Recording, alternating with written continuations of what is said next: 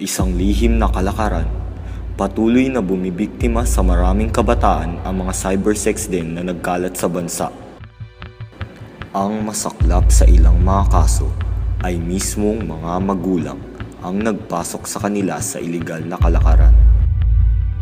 Katunayan, sa pag-aaral ng End Child Prostitution and Child Pornography or ECPAT, lumalabas na 40% sa mga kaso ng cybersex ay sangkot mismo ang kaanak sa operasyon.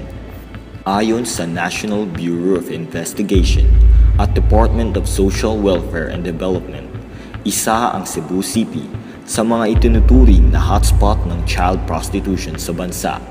Sa kabila ng mga batas na nagbabawal sa ganitong uri ng prostitusyon, bakit nagpapatuloy pa rin ito?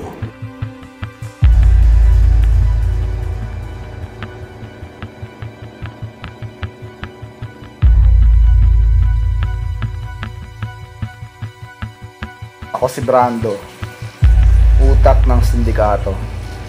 Ang dahil sa cybersex, naging marangya ang aking pamumuhay. Napagpundar ako ng magarang bahay at kotse. Madaming pera mula dito. Kasama pa ang sarap na dulot nito.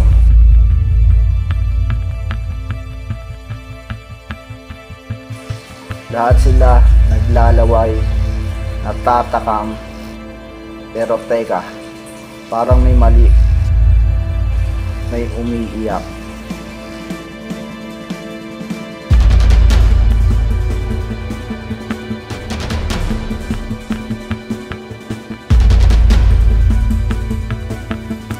Ako si Roxy, 18 taong gulang, mabentang mabenta sa mga kalalakihan. Lahat sila nahuhumaling sa akin, mapabata o matanda man.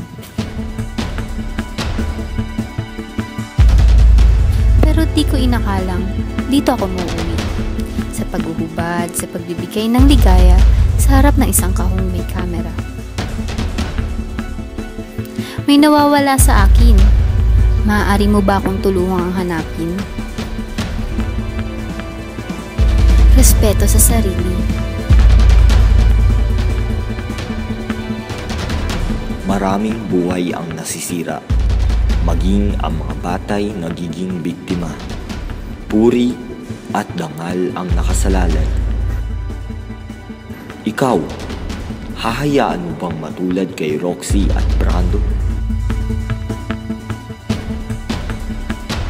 Ako, Ikaw, tayo, Pilipino man o dayuhan, pahalagahan ang ating dangal at huwag isugal ang ating buong pagkatao.